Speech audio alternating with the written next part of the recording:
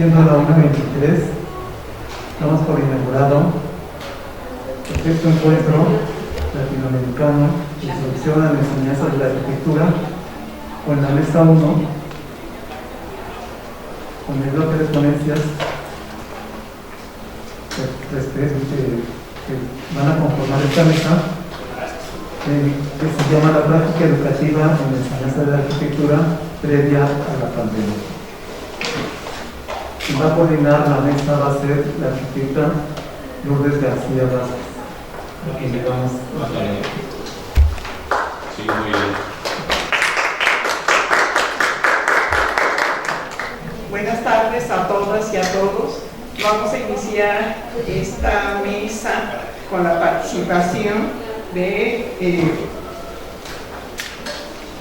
la ponencia Rima de palabra y acción en la iniciación a los estudios universitarios de arquitectura.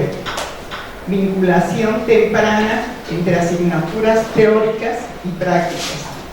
Esta ponencia es de José Antonio Quintanilla Chala, Valeria Raceto, de la Universidad del Desarrollo, sede Santiago de Chile.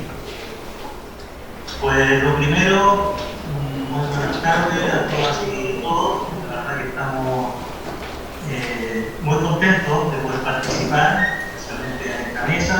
Damos las gracias por esta oportunidad, tanto la profesora Valeria Raceto como yo. Valeria es de la Universidad Católica de Chile, yo de la Universidad del Desarrollo, y lo que queremos compartir con ustedes son unas pinceladas muy rápidamente, con el tiempo que tenemos también, de un trabajo que venimos realizando hace ya bastantes años, que ha tenido algunas publicaciones también, hemos podido contactar con muchos colegas, pero como esto ya está escrito, queríamos conversar, plantear, poner sobre la mesa algunas cosas que nos parecían que con pandemia, sin pandemia, después de pandemia, hay cosas que no cambian, ¿no? Y es eso de lo que queríamos conversar hoy día.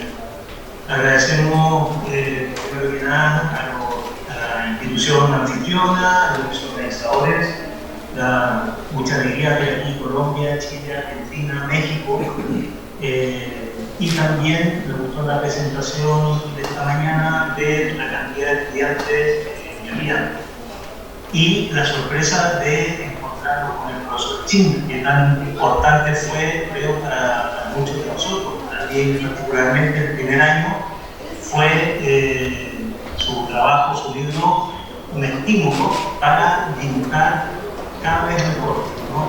Pero más que eso, para encontrar la propia línea. Es algo que yo me he preocupado, o es una preocupación fundamental con respecto al trabajo de los estudiantes. Cómo hacer que encuentren su propia línea, no traspasar directamente lo que uno pueda saber, intentar hacer conocer y tal, sino que esta preocupación de buscar con ellos o encontrar con ellos, que ellos encuentren cuál es su propia línea, en definitiva, de desarrollo, no solamente a nivel proyectual. Siempre me ha impresionado mucho esta frase de San Ignacio de Loyola, que siempre se preguntaba ¿a dónde vas y a qué? ¿No? Que es un cuestionamiento que, especialmente en el ciclo inicial, me parece fundamental poder conversar de este tema con los estudiantes. La arquitectura es algo apasionante, y estamos todos de acuerdo en ello. Enseñar, por otro motivo, también es igualmente apasionante, ¿no? Y como digo, especialmente los primeros cursos, en un momento en que los estudiantes están haciendo unas conexiones, están haciendo una transformación fundamental en sus vidas, se están estableciendo unas conexiones neuronales, digamos, que arman la arquitectura mental,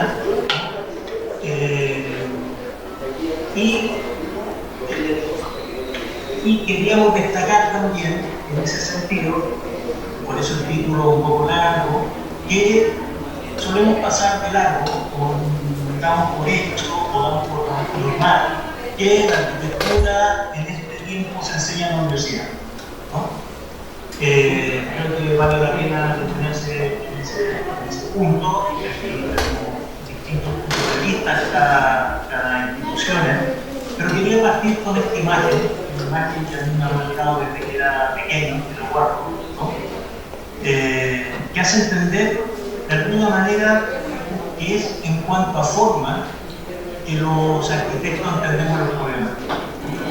Es en cuanto a forma que los manejamos, y solamente que esta forma no es un puro en sí, no es un puro medio para conseguir algo, no es tampoco una forma ensimismada, es una forma entendida como cualificadora de vida, ¿no? Una vida tratada en cuanto a forma y siempre atento a comprender la forma como previsión de vida y a interpretar la vida como presagio de forma. ¿Por qué digo esto?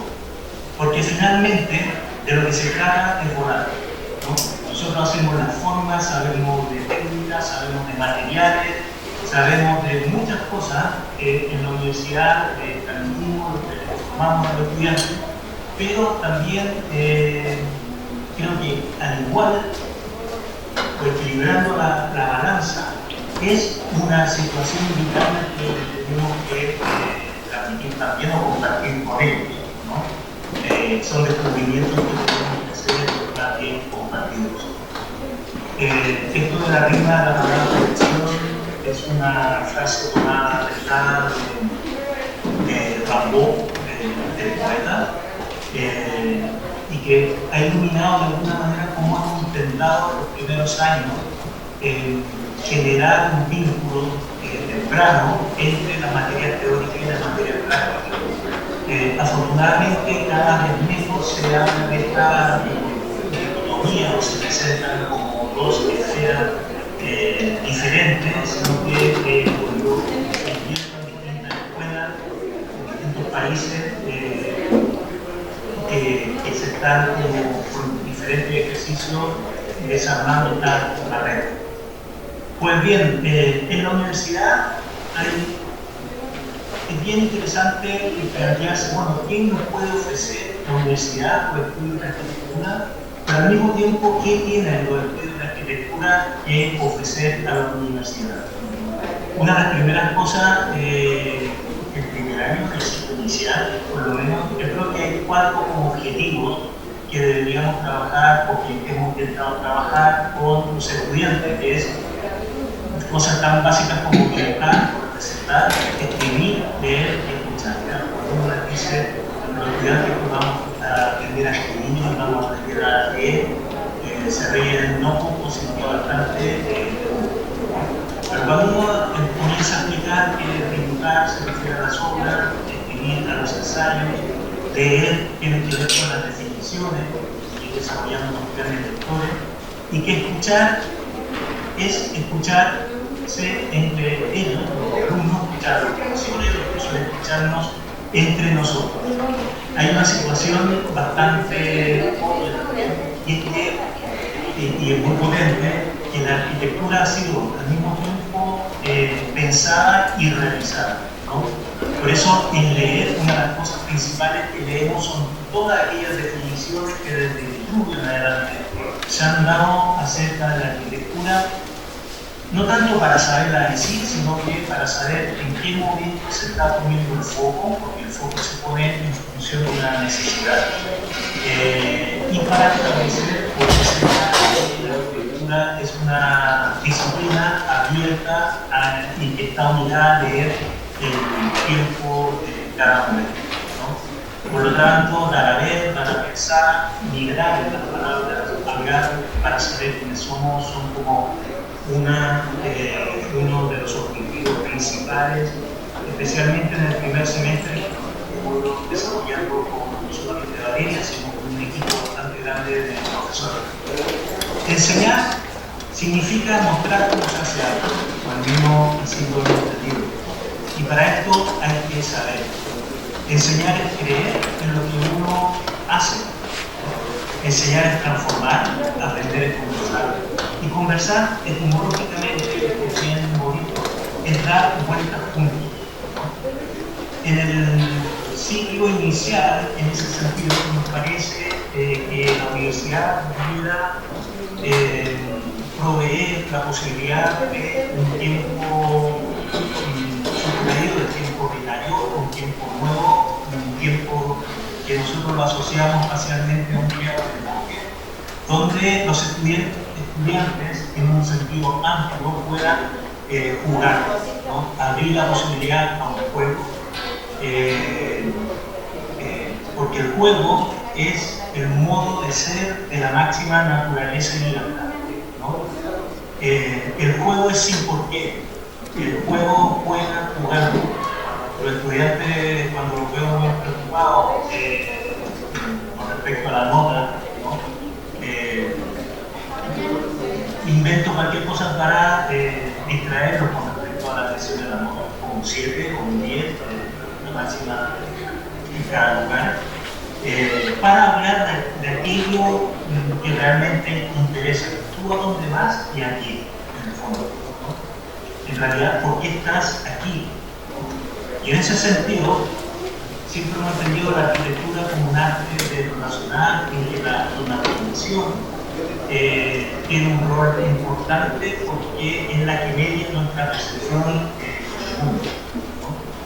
En la universidad es un momento para aprender a vincular la naturaleza, los edificios, la atmósfera, la sociedad, en fin, todo lo que se asienta sobre y bajo un ejercicio que a mí siempre me ha gustado mucho, es el que planteamos, un ejercicio que prácticamente no tiene forma, en el que los estudiantes plantear un itinerario en un terreno pendiente de cómo llegar de un punto A a un punto B, atravesando una serie de situaciones, como este bosque que aparece aquí. Estimulándole la capacidad para narrar a través de las formas una situación, una experiencia, ¿no? Le quedan 5 minutos. Vale, perfecto, gracias. De entrada podemos entender la arquitectura como, en este sentido, como una formalización poética de los actos humanos, encarnada en construcción material.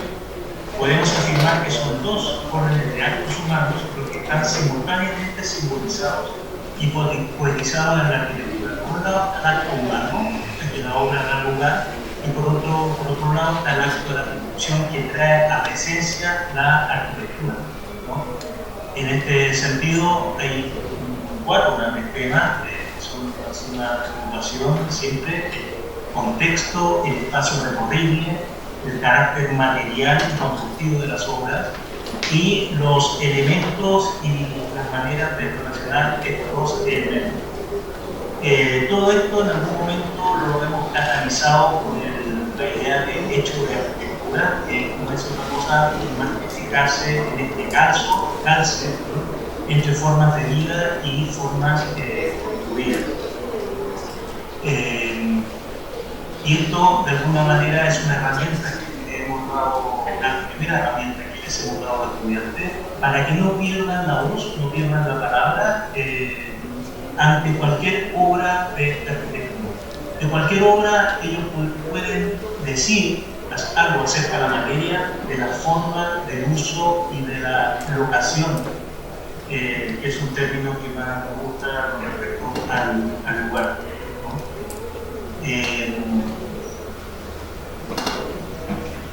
La arquitectura es un arte de ejecución que requiere para potenciar su proceso creativo de la articulación entre la experiencia, la memoria, la imaginación y la percepción.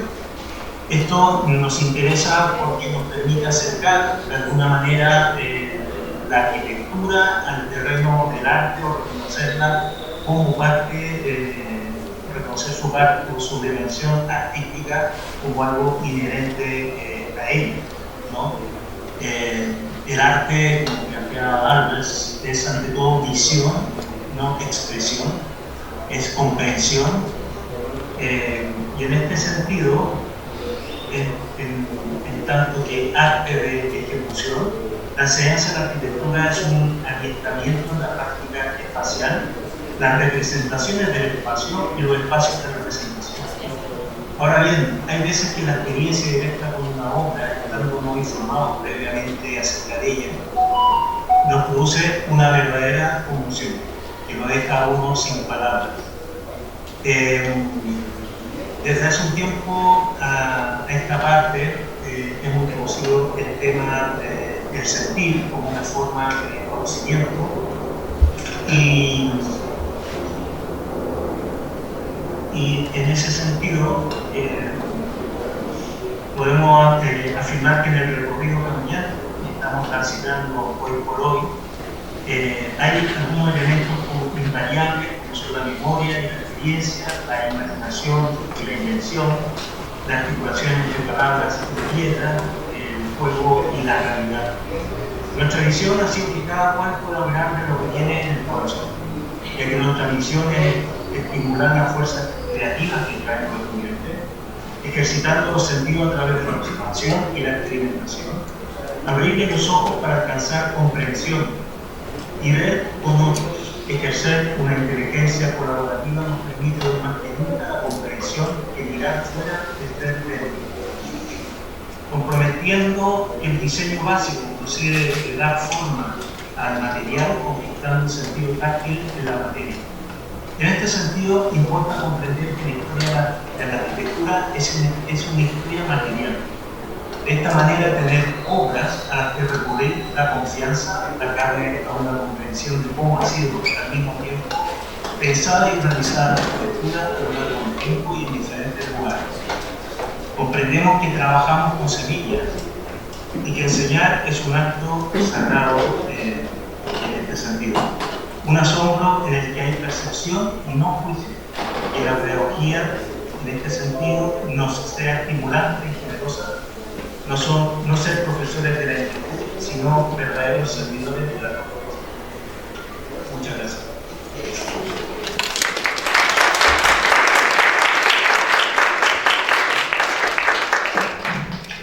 Muchas gracias. Ahora pasaremos a la segunda ponencia de esta mesa, que es el proceso. Proceso es diferente a proyecto. El aprendizaje de conceptos de arquitectura y momentos del proceso proyectual a partir de analogías. Presentada por Camilo Augusto Muñoz Cadena, de la Universidad Nacional de Colombia, Bogotá, Colombia. Muchas gracias a la Universidad Nacional Autónoma de México por permitirme presentar esta reflexión. He dedicado muchísimos años de mi práctica docente a entender analógicamente los procesos intelectuales. Voy a iniciar con tres ideas. La primera, casi siempre se ha dado un valor absoluto al resultado del proceso intelectual, valorando solamente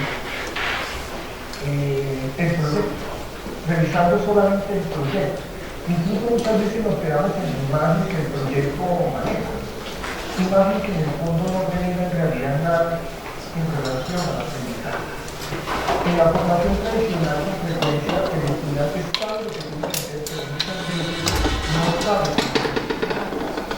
Una de las posibilidades de ponerlo constructivista es entender que el aprendizaje no está en el proyecto, sino que el aprendizaje se encuentra justamente en el proceso. Dándome la tarea de trabajar a la región, presento aquí uno de los ejemplos que llevo al aula, donde les enseño a los estudiantes el concepto de estructura y variables. Un 3 en línea, o tatetí, o triqui, un ajedrez o una partitura, tienen una estructura siempre. Las líneas, el tablero, el pentagrama. Y tienen unas variables, las letras, las fichas, las notas. En la arquitectura sucede lo mismo. La arquitectura requiere de una estructura espacial, donde el estudiante tiene que definir en primera instancia si es un edificio compacto, o si es un claustro de patio central, o es una sucesión de patios. entiende también que hay unas variables, que son el programa, las áreas, las instalaciones, por ejemplo, el confort técnico, etc. Si el estudiante entra en esta reflexión del concepto de estructura y variable, se da cuenta que el proceso proyectual empieza por la definición de elementos fundamentales asociados a elementos complementarios. Para darle a entender a los estudiantes una lógica y un sentido en su proceso proyectual, diseñé un dominó arquitectónico de 240 piezas, de las cuales aquí vemos 12. Y en el ejercicio de vincular las piezas con el juego del dominó, el estudiante va entendiendo que muchas veces la producción del espacio arquitectónico tiene que ser de manera consciente y real y no tanto, digamos, especulativa. En ese sentido, cuando él busca colocar una pieza en relación a la otra, va generando conciencia en las ideas que generan el espacio arquitectónico. Es decir, tratar de ser consciente del proceso proyectual que me parece fundamental. Me he dado también a la tarea de diseñar un ajedrez urbano arquitectónico. Aquí tengo 4 ejemplos: la torre, el alfil, el caballo y el peón. Todas ellas derivadas de tipologías arquitectónicas. La torre deriva de la tipología torre-plataforma, el alfil deriva del edificio compacto, el caballo deriva de la planta libre y el peón deriva del claustro conocido como tal. Todas las figuras de este ajedrez son derivadas de tipologías y se presenta de esta manera cuando el aula ha llevado el ajedrez para que los estudiantes, a partir del juego, entiendan cómo están generando el espacio y que entiendan las ideas del proceso proyectual como elementos que tienen que ser ciertos para controlar el proceso. Cuando empieza la partida de ajedrez y un estudiante avanza con una de las fichas, por ejemplo un peón, debe ser consciente del espacio que genera en el movimiento y del vacío que queda al adelantar el peón en el tablero. Estos procesos en el juego del ajedrez asociados analógicamente a la construcción del espacio arquitectónico le permiten al estudiante, a su oponente y a todos los que están en torno a ellos empezar a verificar de manera cierta y real los espacios que se producen, como cuando por ejemplo el oponente también adelanta su alfil y queda un escenario en el cual hay un edificio compacto, un vacío o patio, un claustro, un espacio intermedio, un claustro, un patio y un edificio compacto. Cuando la partida se va haciendo cada vez más compleja, los estudiantes entienden múltiples conceptos de arquitectura: retranqueo, jerarquía por posición, jerarquía por altura, etc. Y ellos van escribiendo las ideas de su propio proceso proyectual y de cómo esas ideas encadenadas generan el espacio arquitectónico o en este caso el espacio urbano. Voy a concentrarme ahora un poco en una reflexión que he hecho. He propuesto 10 fases y momentos sugeridos en el proceso proyectual. Me encargo siempre de que el estudiante entienda en el taller cuáles serían los pasos para generar un proceso proyectual. En el primer caso tengo una fase reflexiva, que lo llamo momento conceptual. Se trata de conceptualizar a partir de significado. Es una fase de naturaleza abstracta donde conceptualizamos el espacio y tomamos un ejemplo, por ejemplo, el concepto de centralidad, el cual graficamos. Esta es una primera etapa del proyecto, es una reflexión conceptual. La fase 2 es propositiva, la llamo momento proyectual. Aquí ya empieza el estudiante a espacializar, conceptualiza el espacio desde el concepto. Es la idea espacial general del proyecto. Por ejemplo, ahí podemos trabajar el concepto de centro-periferia y lo graficamos. En esta segunda fase, el proyecto va apenas en unas ideas. Todavía aquí, por ejemplo, el estudiante no sabe dónde está la cocina, ni la escalera, ni nada de lo que podría ser una variable. Por ahora estamos pensando en la estructura fundamental del proyecto. La tercera fase, la llamo proyectual, es un momento muy importante, es un momento organizador, es estructurante. Tenemos que trabajar con estructura espacial fundamental, como directriz, como en la partitura, como en el ajedrez. Nos llevamos entonces las tipologías para trabajar y entonces aquí el vacío, por ejemplo, empieza a entenderse como un centro. En este momento ya hay un planteamiento del proyecto. Algo que me parece importante en este cuadro y que lo hago en mis talleres es que el estudiante empieza a diferenciar qué es una reflexión conceptual, qué es una idea de proyecto, qué es un planteamiento de proyecto, porque a veces estas últimas, sobre todo las últimas dos, se confunden.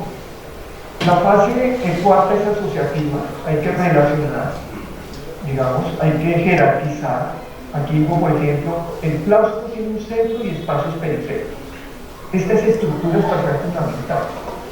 En la quinta fase, la llamo definitoria, hay un momento morfológico, hay que formalizar cómo lo hacemos con la geometría. El lleno y el vacío se define como un cuadrado, un rectángulo, un trapecio, dependiendo del estudiante. Pero fíjense que muchas veces el estudiante, cuando llega al taller, cuando inicia el proyecto, tiene en su mente ya una forma. De hecho, tiene el Render ya en su cabeza. Pero se ha perdido de 4 etapas primarias fundamentales para el desarrollo del proyecto, que es la etapa previa.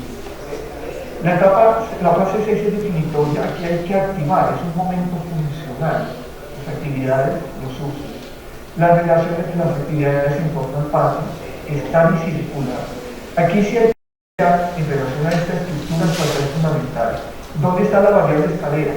¿Dónde está la variable espacio fundamental? ¿Dónde está la variable baño, por ejemplo, o la variable cocina? La fase 7 es materialidad. Ella nos habla del momento dimensional. Aquí ya hay que cuantificar. Las medidas, las dimensiones, las escalas es de naturaleza concreta. Necesitamos saber si la habitación tiene 352 por 447 y las relaciones de proporción ahí empiezan a jugar un papel muy importante. Esta etapa del proyecto ya lo define en el taller como proyecto ya profesional. La fase 8 es vinculante, momento de integración, desde mi punto de vista importantísimo. ¿Qué es lo que hay que hacer? Coordinar. ¿Coordinar qué? La forma, la función, la técnica y la estética. Es una fase obviamente concreta que coordina sistemas. Por ejemplo, si balanceo la escalera, esa escalera cómo está en relación a la estructura físico-portante, a la losa en concreto, desarrolla una pendiente adecuada, etc. Y las dos últimas fases son la selectiva, momento del lenguaje, donde caracterizo materiales, texturas, caracterizo el espacio y tomo decisiones del lenguaje. Por ejemplo, dejo la estructura físico-portante a la vista, vigas y colores.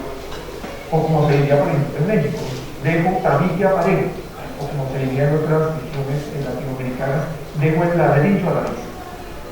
La fase es constructiva, es un momento ya profesionalizante, donde yo les solicito a los estudiantes llegar ya a unos planos tipo municipalidad para ser aprobados y unos planos técnico-constructivos listos para llevar a obra.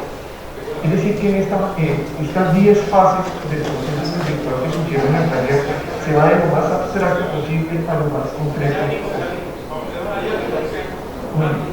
posible. Realmente son 5 escenarios: la reflexión sobre el proyecto, las ideas del proyecto, el planteamiento del proyecto, el desarrollo del proyecto y la aprobación y construcción del proyecto.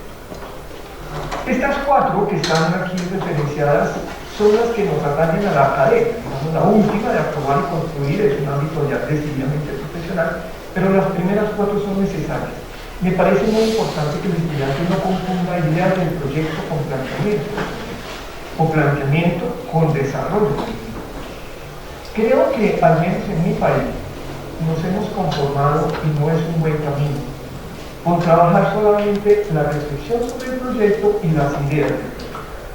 Porque por ese camino no solo nos perdemos parte del conocimiento del proceso proyectual como tal, sino que no estamos en capacidad de salir a la vida real. Le quedan 5 minutos. Muchas gracias, muy amable.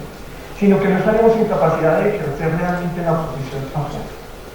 Entonces, considero muy importante estas 4 etapas encadenadas porque revisten el proceso proyectual para el estudiante. Finalmente, tengo un cuadrito aquí de naturalezas diversas entre proceso y proyecto. ¿Proceso qué es? Proceso es elaboración, se rige por la evolución, tiene importancia académica. El fin es el aprendizaje del proceso proyectual y el objetivo real es la metacognición. El proyecto, por su parte, es un producto, es una imagen. es de carácter profesional. Su fin es el resultado y el objetivo real es construir. 3 conclusiones para terminar. La primera, mediante el desarrollo de habilidades del pensamiento superior, como el pensamiento analógico, se puede abordar el proceso proyectual. Hemos desconocido el proceso en virtud de llevar toda la energía y toda la intención hacia el proyecto. La práctica docente se puede conducir sobre la base de evidenciar el proceso proyectual en sí mismo y las etapas o fases que lo componen. Así se reconoce tanto la forma de generación de las ideas como su encadenamiento en la mente del estudiante. Y en última, lo que se busca en el desarrollo es la metacognición en los procesos proyectuales en urbanismo y arquitectura. Es decir, esa capacidad maravillosa que tenemos los seres humanos de reflexionar sobre los propios procesos de pensamiento. En este caso, procesos de pensamiento proyectual. Si tenemos ese dominio, si tenemos el control del proceso proyectual, tenemos para los estudiantes una herramienta absolutamente maravillosa sobre la cual actuar. Y finalmente, quiero compartirles la carátula de un libro que está por salir, que está en impresión, que he hecho. Se llama La analogía como herramienta pedagógica en el aprendizaje de la composición arquitectónica. Una reflexión sobre la práctica docente y el proceso de enseñanza-aprendizaje de la arquitectura. Estará seguramente en enero o febrero ya en las librerías en Colombia, y para quien quiera tenerlo, pues me escribe un correo y con todo gusto se le puede enviar. A todos por escucharme, muchísimas gracias y una buena tarde.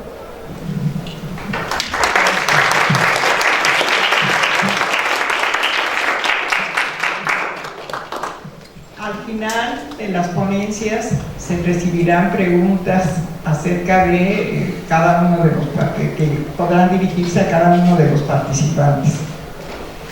La siguiente ponencia es análisis de las experiencias y vivencias de mujeres en el estudio de la arquitectura.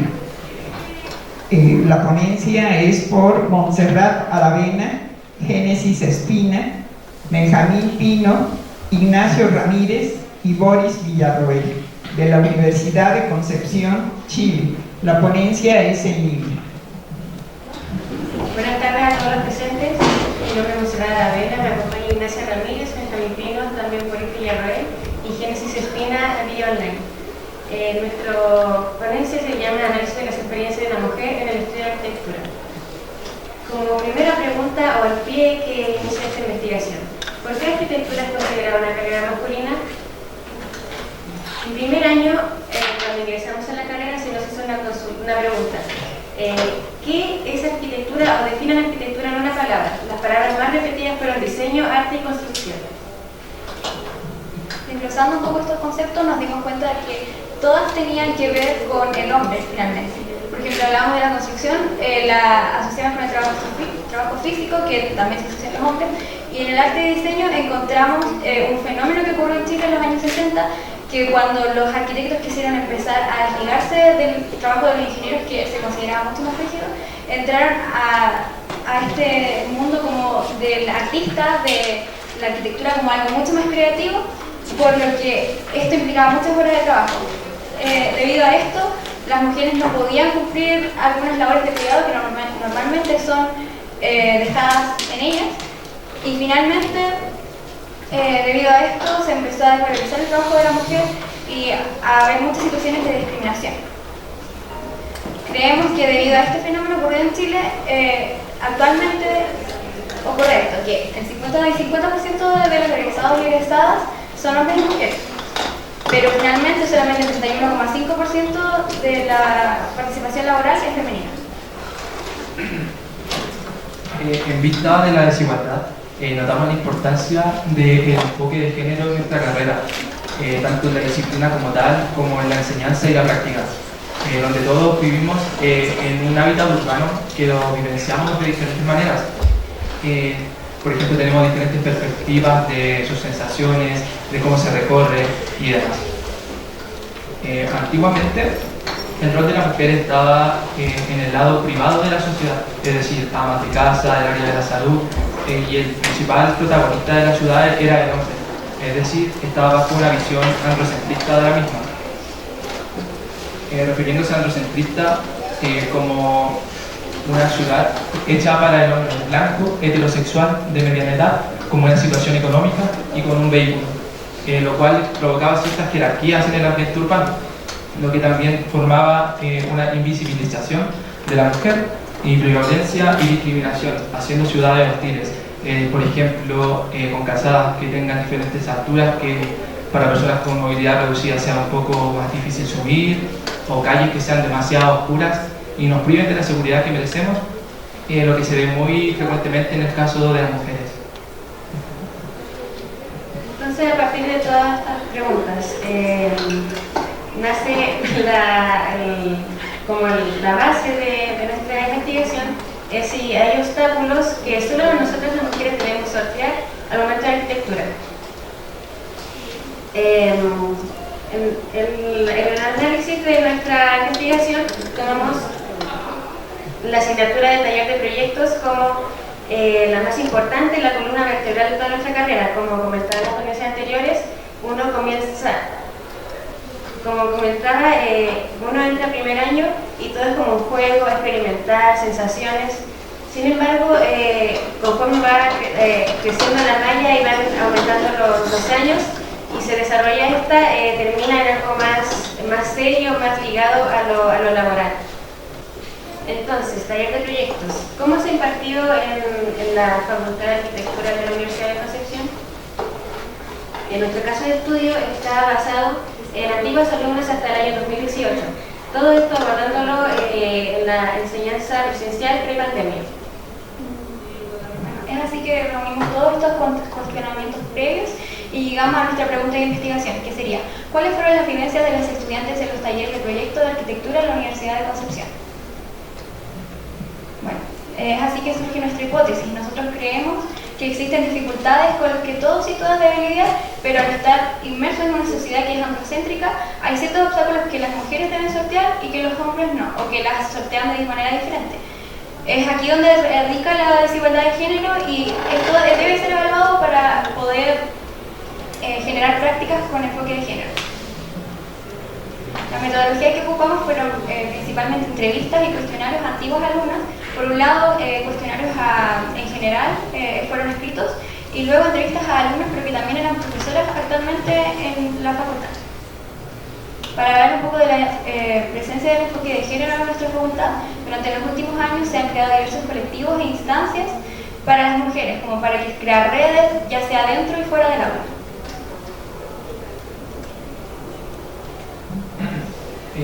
Para esto también estuvimos viendo los resultados de experiencias femeninas divergentes, o sea que fueran diferentes según el caso, tomándolas como individuos. Entre aquellos factores, que el nivel de exigencia del taller de proyectos, si bien para todos tiene ciertas complejidades, hay ciertos factores que se repiten mucho.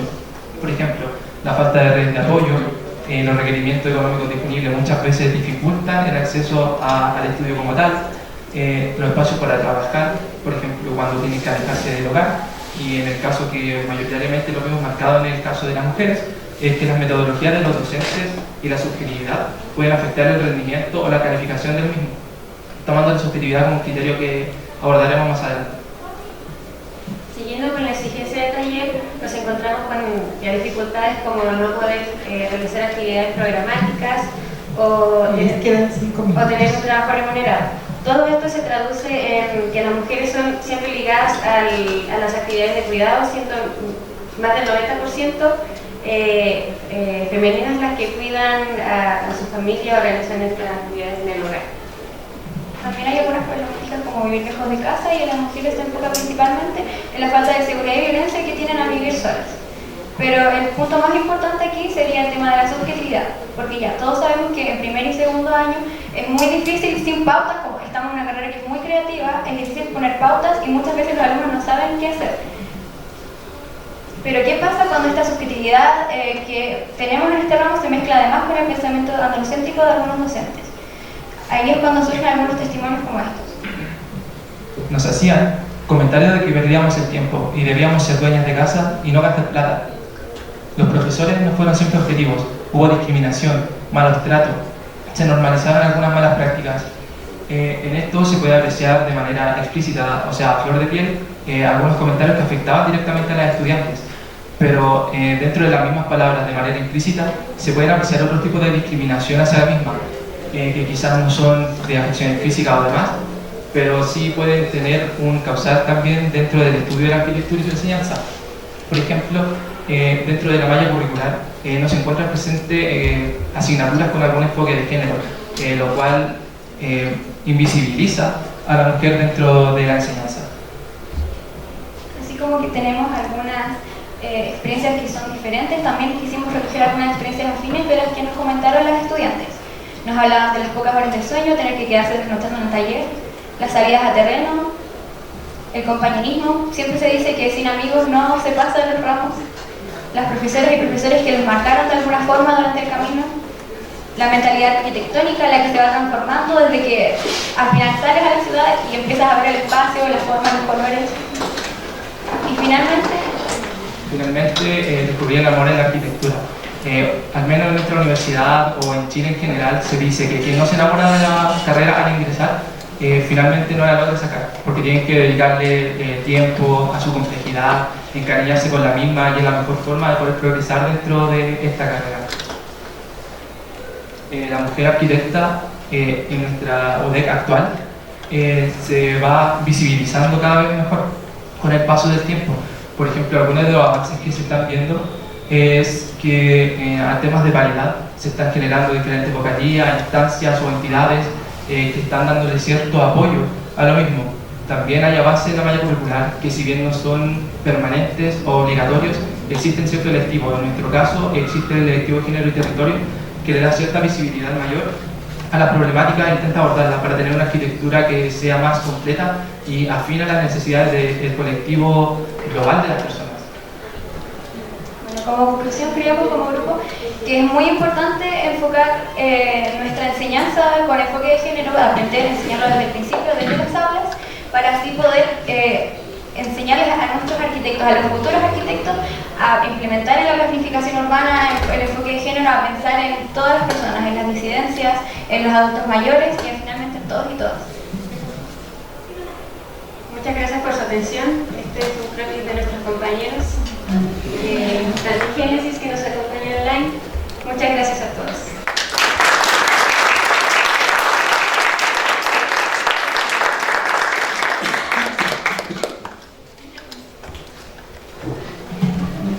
Bien, la última ponencia también va a ser presencial y es la siguiente: el estudio de la espacialidad en la historia de la arquitectura, presentada por Daniel Monroy Márquez de nuestra facultad de la UNAM.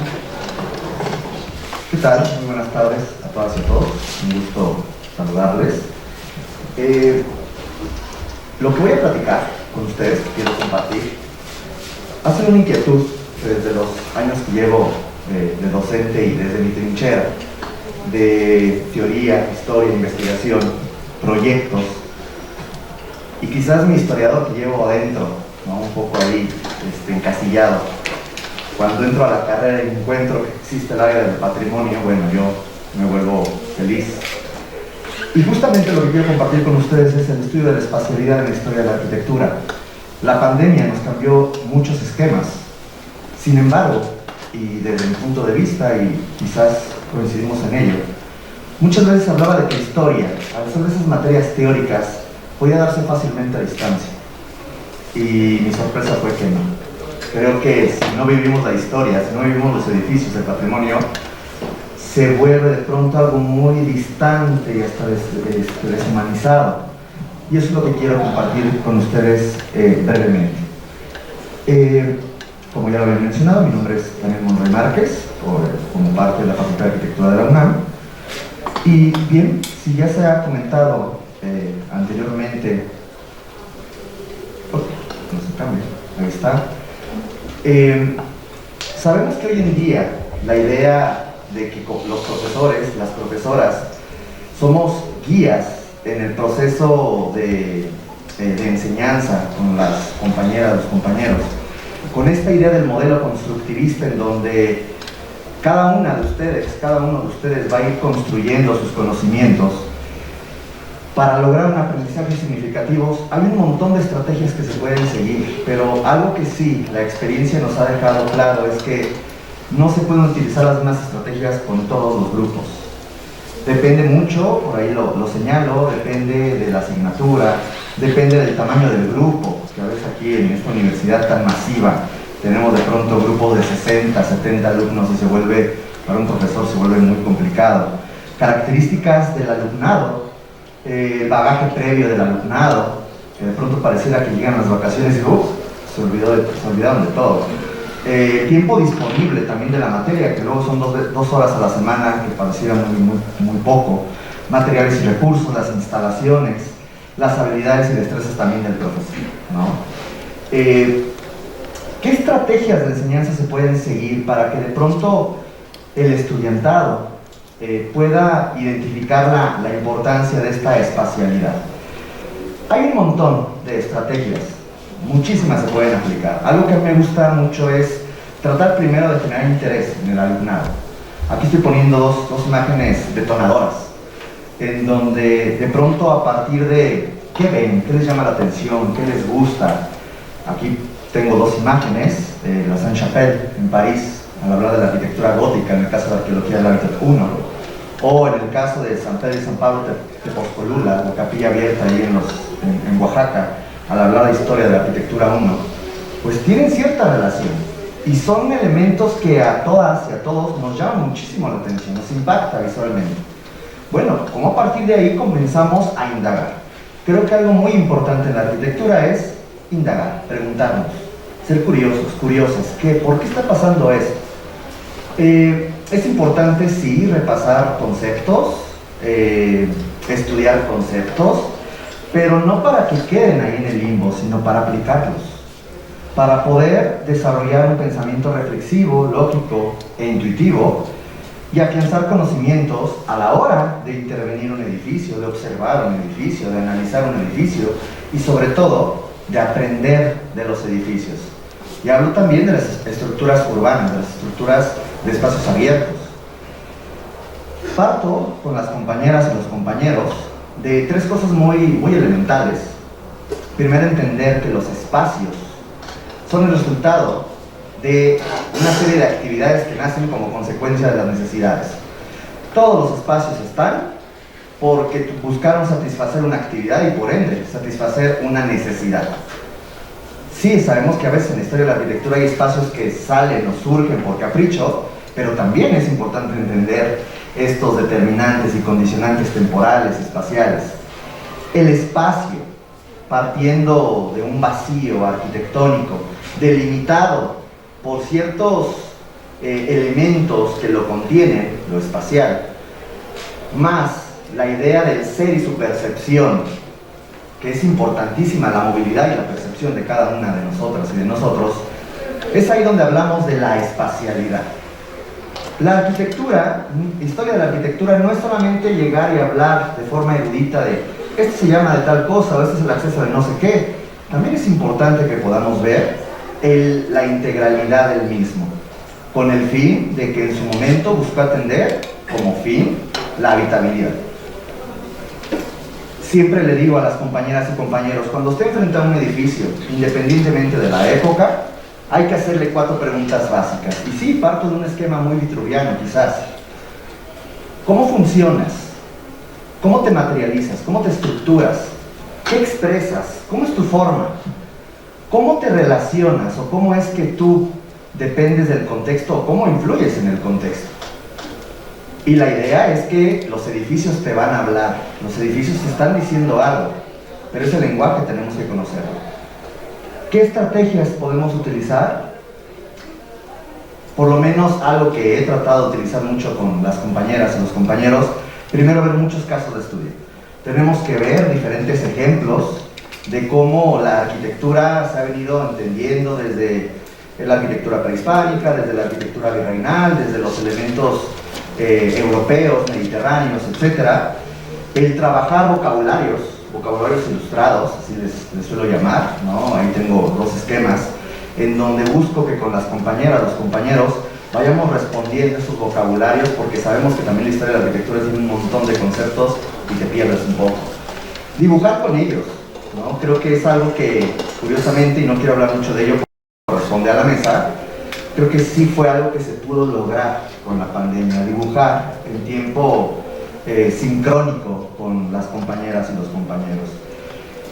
Utilizando varios medios, no nada más el aula, ¿no? Desde el módulo, que a veces es muy limitativo en cuanto a la comunicación. Anteriormente utilizaba TICs, como las redes sociales, Facebook, y algo que me gustaba mucho con las compañeras y los compañeros era, de pronto se ponía hasta como el reto, ¿no? ¿De qué es esto? Bueno, pues vamos a ver quién me ayuda a descubrirlo, quién lo comparte. Y de pronto había publicaciones muy valiosas, como estas, por ejemplo, compañeras, compañeros que de pronto, en esta idea de descubrir, de indagar, hacían una publicación y era muy fácil que todas y todos pudiéramos tener acceso a ello. Sin lugar a dudas, las prácticas de campo son importantísimas. El poder ir, interactuar, abrazar las columnas, sentir esa arquitectura, percibir el espacio, olerlo, tocarlo, sentir todo este bombardeo de estímulos es indispensable para que posteriormente las compañeras y los compañeros, a través de un caso de estudio, puedan hacer diferentes análisis. Estas preguntas que comentaba de cómo funcionas, cómo te estructuras, etcétera, bueno, pues analizarlo a manera de infografías. Y ahí estoy poniendo ejemplos tanto de trabajos de generaciones anteriores como de prácticas que se hacían antes de la misma pandemia. Y podríamos llegar a elementos tan específicos que creo que en arquitectura es muy importante, como hasta meterse a los sistemas constructivos y estructurales antiguos, a partir de ciertos elementos que nos orienten, tomando como referente el INAH, ¿no? Instituto Nacional de Antropología e Historia, para que de pronto vayan entendiendo cómo generar estos componentes matéricos, cómo se van construyendo, cómo se van materializando. Sí, gracias. Y algo que lamentablemente ya con estos semestres tan cortos que no se han podido hacer, pero que afortunadamente se lograron estos objetivos, y es la última diapositiva que les muestro, hasta que de pronto las compañeras y los compañeros podían tratar de ejemplificar con pequeñas maquetas espacios históricos en donde se viera los recorridos, remates, materiales, colores, sistemas constructivos, sistemas estructurales pasados, con la idea de que pudieran reinterpretarlos y aplicarlos a la arquitectura contemporánea. Ahí estamos viendo 3 ejemplos. Las 2 primeras fotografías corresponden a la Casa de los Azulejos en el centro histórico, un trabajo, la verdad, muy bien hecho de un grupo de compañeras. O de pronto arquitectura de esta cúpula impresionante en la tercera fotografía, muy bien hecha, hasta con un espejo para ver el intrador de la cúpula. Es una propuesta arquitectónica de Veracruz. O la tercera, que tiene ahí ciertos problemitas técnicos, pero bueno, se entiende la idea de cómo quisieron reflejar la espacialidad con el pocito en la villa. Entonces, bueno, algo que quise compartir con ustedes es justamente cómo, a partir de diferentes estrategias y diferentes escalas, que las compañeras y los compañeros pudieran sentir, percibir y quizás repetir o reinterpretar la espacialidad. Les agradezco muchísimo atención y muchísimas gracias.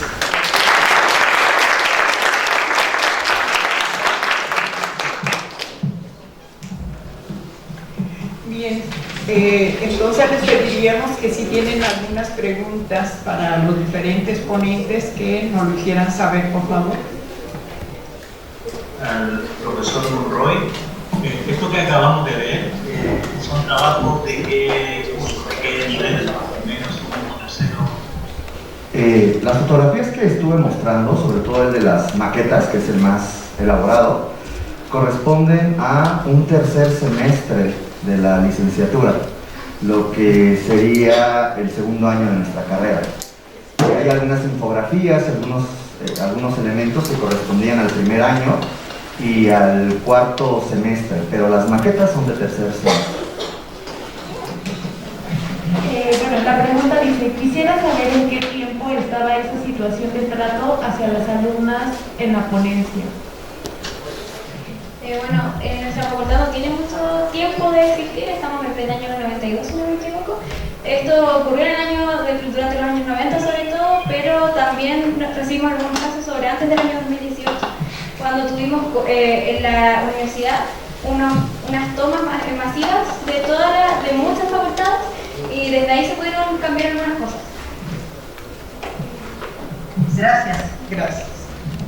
Bueno, desde mi punto de vista me parece que las ponencias fueron sumamente fructíferas, porque nos mostraron algunos elementos que, si bien quizás ya existían en algunos de los docentes, pues creo que el hacerlos visibles pues nos da pistas para ir mejorando, sobre todo en los cursos que impartimos. Uno que me pareció muy importante es el que señala que es muy difícil que realmente nosotros pensemos no solo en la parte instrumental o en la parte ya del producto final, sino que tenemos que pensar que esto es producto también de una serie de conceptos teóricos que lo que se busca es que en la aplicación se logre una transformación. Y de ahí también se deriva la necesidad de no solo valorar el producto, es decir, el proyecto, sino todo el proceso, los diferentes momentos que se dan para llegar a la conclusión, que obviamente se traducen en el proyecto, pero que lo importante es no solo valorar este final, sino todo el proceso.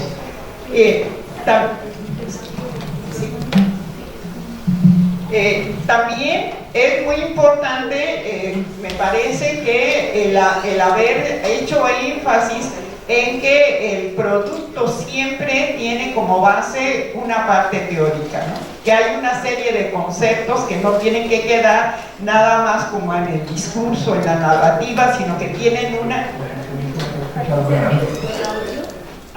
Bien, continuando con esto, también se nos provee de nuevos de conceptos que realmente, aunque se vienen manejando en diferentes ámbitos y en diferentes países, sin embargo todavía no logran cuajar, porque se requiere no solo tener el instrumento, sino también la transformación de las mentes. Y en este sentido, a lo mejor porque me siento muy cercana a esto, sí me voy a referir a esta visión de que el conocimiento no es neutro, ¿no? Si realmente todos tenemos una posición que hace que produzcamos cierto conocimiento con un enfoque determinado. Y en este caso, incorporar el género en el proyecto, a mí me parece que en cuanto lo logremos, habremos dado un avance definitivo en la transformación de nuestra práctica profesional, tanto en la enseñanza como en la práctica concreta. Sobre todo porque la misma concepción de la docencia, si todos hemos aprendido, hombres y mujeres, hemos aprendido con esta visión, con este modelo androcéntrico, y entonces no importa si somos hombres o somos mujeres, siempre los referentes han sido hombres. Hasta actualmente, en el caso de nosotros, en 2017 incorporamos una materia que es perspectiva de género en arquitectura, pero que obviamente se quedó en ese momento como optativa, y en donde no logró la transformación en el caso del proyecto, porque el proyecto se seguía enseñando desde esta visión unilateral de la referencia como los arquitectos y la referencia con el usuario universal y un conocimiento neutro, ¿no? Creo que también a partir de este movimiento que hubo recientemente de las estudiantes, hay ahora sí una materia que es obligatoria, que es perspectiva de género en la formación profesional, pero igual se queda aislada de todas estas propuestas a nivel de proyectos, de teoría, historia, etc. Tal parece que el dar este conocimiento le corresponde solo a esa materia, y muchas veces, aunque los estudiantes ya tienen un cambio, una transformación en su posición, los docentes siguen con la misma visión y obviamente no motivan a los estudiantes porque tampoco les dan métodos, ¿no?, de cómo incorporar la perspectiva de género en los diferentes ámbitos. Creo que sí nos tiene que llevar a la reflexión que en el caso de nosotros, pues no solo se está haciendo acá, se está haciendo en muchas partes y que tenemos que ser partícipes de este cambio. Yo celebro que en la Universidad de Chile, de Concepción, pues también se esté dando estos cambios y para mí realmente este cambio pues, va a ser por las generaciones jóvenes, ¿no? Y que este impulso pues no solo se dé en la universidad, sino se dé ya en el ámbito profesional. Porque afortunadamente existen todas las condiciones jurídicas para que exista, pero tenemos que empezar el cambio desde acá.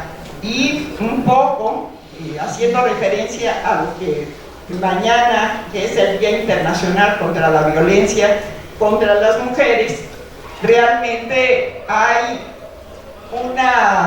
quiero hacer extensivo un concepto en donde se ejerce violencia epistémica porque solo se da el conocimiento eurocéntrico, ¿no?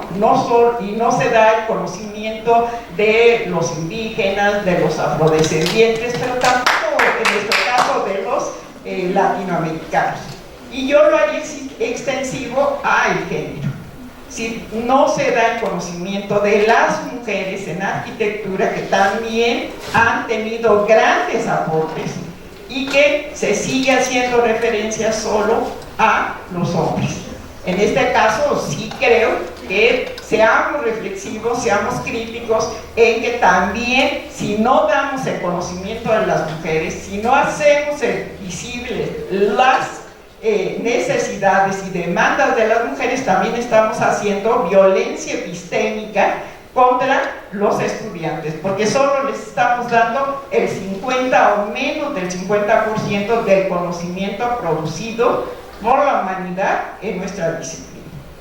Y lo otro, creo que para mí pues, resulta fundamental el hecho de que en toda esta disciplina, en cualquier otra disciplina, es una construcción social, histórica y cultural, que realmente lo que tenemos ahora es producto de una historia.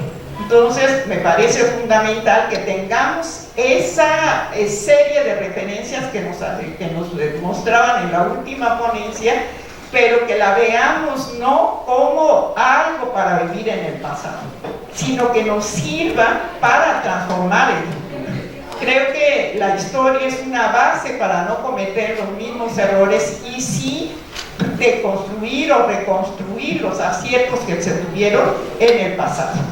Y en este sentido, pues yo celebro las ponencias que nos llevaron a una reflexión y que también busquemos que estas transformaciones y estos cambios se concreten, no, insisto, no en una materia, no en una área de la disciplina, sino en toda ella. Muchas gracias.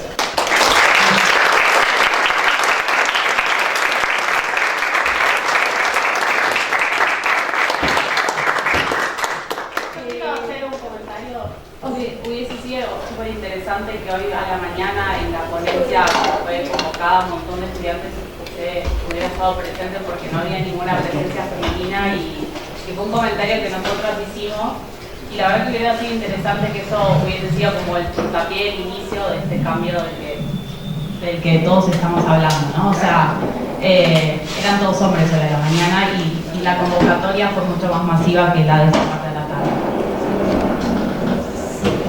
Yo, en este caso, para mí, esto también es un reflejo de esta visión que tenemos desde la arquitectura, ¿no? A nivel masculino, de los héroes, ¿no? Del Star System, ¿no? Del hombre, del arquitecto autor. Cuando creo que desde la visión femenina, que era algo que nos mostraban en la ponencia y también en alguna de la primera o la segunda ponencia, tiene que ser un trabajo colectivo, ¿no? Si tiene que ser este trabajo no del arquitecto autor, sino del arquitecto actor. Si trabajamos con la comunidad, tenemos que generar espacios habitables para los otros que van a habitar ese espacio, no para la satisfacción o el prestigio de nosotros. Y creo que esta es una visión muy masculina que creo que debemos de desmitificar, ¿no? Si realmente, pues para mí ese sería el ejemplo de cómo todavía estamos permeados por esta visión androcéntrica. Muchas gracias.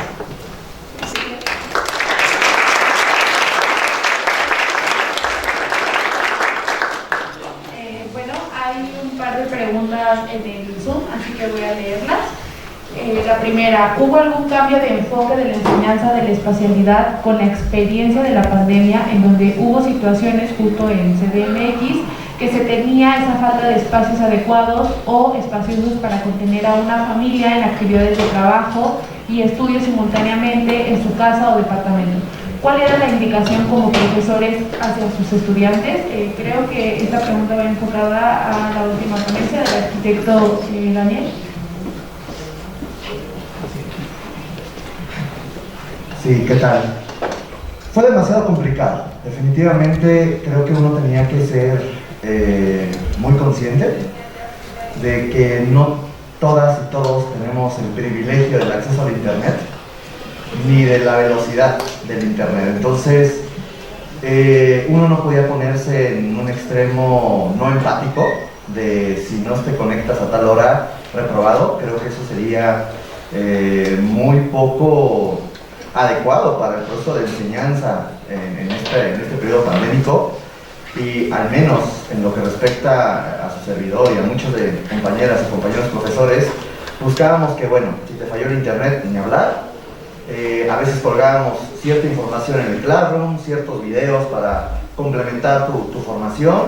Si de pronto por algún elemento hasta técnico, como se te fue la luz, que era muy recurrente, o que el internet se te congelaba y no podías avanzar, era la instrucción, ser empáticas, y apoyar en lo más que se pudiera a las alumnas, alumnos a través del correo institucional, a partir de las plataformas institucionales, para que no quedara trunca su desarrollo en la sesión.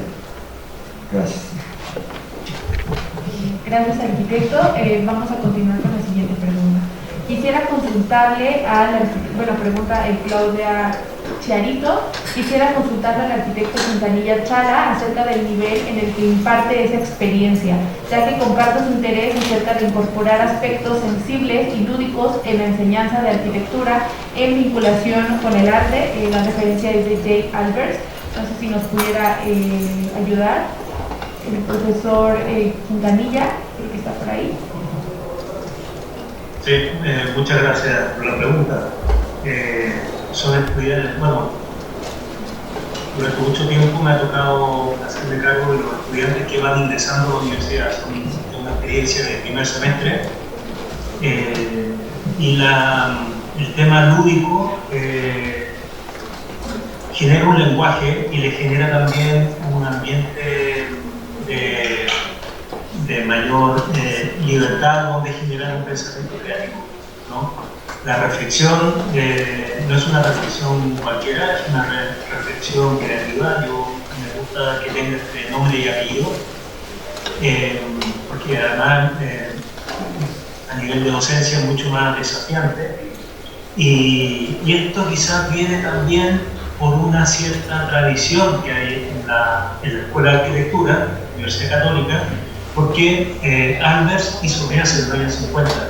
Tuvimos la oportunidad de tener su presencia, no fue durante mucho tiempo, pero fue de gran impacto, ¿no? Fue un momento además en que se comienza a generar otra escuela, en que el tema del arte va a ser también muy fundamental, como es la Católica de Valparaíso. O sea, en los años 50, 52 fueron gestores, de alguna manera, de todo lo que ha venido después. Yo creo que ahora hubo un cambio en los años 70, el tema de la dictadura y tal, y todos los cambios que promovieron todas las revoluciones de los años 60. Y yo diría que ahora estamos en otro cambio, pero entre todo eso, yo creo que el trato, por decirlo así, con los estudiantes que están entrando, que vienen de la secundaria, del colegio, y que nos toca comenzar a transformarnos en estudiantes universitarios. El tema del juego es fundamental y el tema del arte les da un lenguaje también, ¿no? Y como digo, les da como una cierta libertad, nos gusta entender el aula y lo que hacemos como si nos encontráramos en el claro de un bosque, ¿no? El claro del bosque aparta la vegetación, los árboles y tal, y entra el rayo del sol. Y esto que entre algo externo que nos ilumina, que nos alimenta, que nos alienta, es un trabajo para que tenemos que abocarnos los profesores también. No todo es unidireccional. Nosotros, a mí por lo menos me gusta también sorprenderme y sorprendernos conjuntamente con los estudiantes, ¿no? En esta idea de que aprender es conversar, aprendemos todo de esta experiencia. Me parece que esto es una cosa que debiera marcar la enseñanza universitaria, ¿no? En que estamos en una colectividad, en una comunidad de estudio, en una cierta hermandad, no como profesores, no como estudiantes, pero todos abocados a la, por decirlo así, a la búsqueda de una verdad, ¿no? A una búsqueda de una verdad que ha de producir un bien en la sociedad donde estamos instalados, y que una muy buena herramienta para buscar esta verdad, para encontrarla y para luego volcarla en un bien es la belleza. Y por eso el arte es importante. Eso. Muchísimas gracias, profesor Quintanilla. Vamos a leer otra pregunta. Esta es de María Inés. Y pregunta, quisiera preguntar al tercer grupo que presentó cómo ocurre en la Universidad de Buenos Aires, si en la facultad hay algún protocolo de actuación en problemas de género y si hay también algún curso obligatorio para todos los trabajadores de la facultad o universidad.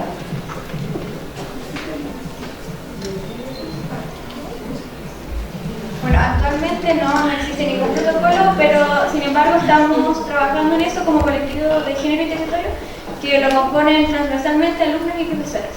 En cuanto a la segunda pregunta de si existe algún curso obligatorio, han habido cursos obligatorios, pero, o sea, no, miento, han habido cursos, pero no son obligatorios y tampoco han sido, no son siempre, son como a veces sí, no obligatorios. Y no es la Universidad de Buenos Aires, claro. Y la pregunta de... Claro, no es Buenos Aires. Ella es de Buenos Aires. También en la Universidad de Concepción, en la Universidad de Concepción está la Dirección de Equidad de Género y Disidencias, y constantemente están realizando actividades que todos pueden participar, toda la comunidad está abierta e invitada a participar. Pero esto está desde hace muy poco, es como remoto. Bueno, como aclaración, las compañeras corresponden a la Universidad de Concepción en Chile. Bueno, este es el tercer grupo que se presentó y era análisis de las experiencias y vivencias de mujeres en el estudio de la arquitectura, ¿vale? También pregunta Karen Rocío para el arquitecto Camilo Muñoz, ¿qué estrategias se pueden implementar para que el alumno no abuse de las herramientas digitales en su proceso de diseño inicial? No sé si el profesor pudiera apoyar. Sí, muchas gracias por la pregunta. De hecho, la sugerencia para los estudiantes en el inicio del proceso proyectual es no utilizar redes digitales. El dibujo a mano alzada o la expresión de cualquier otro tipo se sugieren inicialmente como formas de organización de las ideas previas al desarrollo del proyecto. Solamente desde la fase donde se concibe el proyecto ya como desarrollo, a partir de ahí se integran diversos programas graficadores para llevar a cabo los edificios. Pero inicialmente se busca es que haya lectura en dibujo, fundamentalmente, expresión verbal, diálogo conjunto, construcción colectiva del conocimiento. Y un poco lo que busco con este proceso que va de lo más abstracto a lo más concreto es también tratar de llevar a los estudiantes desde las habilidades básicas del pensamiento, con las que llegan a la universidad fundamentalmente, que son la descripción o la comparación, y tratar de llevarlos a habilidades del pensamiento superior, como la conceptualización, el pensamiento analógico, el pensamiento sistémico, y que en paralelo al desarrollo del proyecto de arquitectura puedan desarrollar esas habilidades que no solamente les sirven académicamente, sino que en lo profesional les da herramientas enormes para tener una posibilidad de gran autonomía. Gracias. Gracias, Gracias, le vamos a dar la palabra a... Es para el arquitecto también. Buenas tardes, soy el arquitecto Eduardo Navarro, de aquí de la Facultad de Arquitectura de México. Nada más, no podría ser posible que nos pusiera en el chat su mail. Esto es por lo de la próxima publicación del libro que comentó. Y ya cuando termina el encuentro y esto, después es más difícil encontrar los datos de todos nosotros. Entonces sí tener de una vez su mail para estar pendientes a la publicación y ver cómo lo podemos conseguir. Gracias. Y bueno, tenemos una última pregunta. Por cierto, ya el correo está en el chat para quienes lo quieran anotar. Bueno, esta es para el arquitecto Daniel Monroy, que es respecto a la respuesta que acaba de dar el arquitecto de la tercera ponencia. Creo que se referían al arquitecto Monroy, porque dice, me refería en la pregunta si se hablaba de la falta de espacios adecuados debido a que las viviendas son pequeñas y ahí no se tiene mucha espacialidad, por lo cual deduzco que más bien era a la cuarta ponencia del arquitecto. No sé si nos puede apoyar a responder. Sí, claro. Nos encontramos ante muchas dificultades. Si bien había hablado de problemas de conexión, también es un hecho que las características de cada familia son muy dispares. Y creo que algo que pudimos observar es gran deserción. Observamos que muchas personas tienen tantos hermanos, hermanas, o que sus papás trabajan a distancia, que no podían conectarse todas y todos al mismo tiempo. Entonces, pues como que algunos sí, los otros, los hermanos, a veces los mayores o los menores eran como los que no podían conectarse, y por eso de pronto por ahí mi comentario de que era un privilegio realmente el poder conectarse y tomar clases a distancia. También nos dimos cuenta que nuestras casas son cero resilientes. Tuvimos que adaptar de cero nuestras, y creo que hablo de profesoras, profesores y del alumnado en general, pues a veces adaptar nuestro dormitorio como estudio. Insisto, creo que ahí pudimos observar privilegios. No todas y no todos podían darse el lujo de tener a sus 4, 3 o 2 hijos conectados al mismo tiempo, además del trabajo a distancia de los padres. Por lo tanto, hubo mucha deserción. Y ahora lo vemos en las aulas, que por eso están repletas, ¿no? Están desbordándose de todas las personas que de pronto se habían quedado como rezagadas. Ojalá que con esto haya respondido un poco la pregunta. Gracias. Bueno, con esto cerramos el ciclo de preguntas y le cedo la palabra a la arquitecta Lourdes García para que dé las conclusiones. Bueno, a mí no me queda más que agradecerles su participación y también invitarlos para mañana a la siguiente mesa, que espero ustedes puedan estar presentes. Muchas gracias a todas y a todos y nos vemos mañana.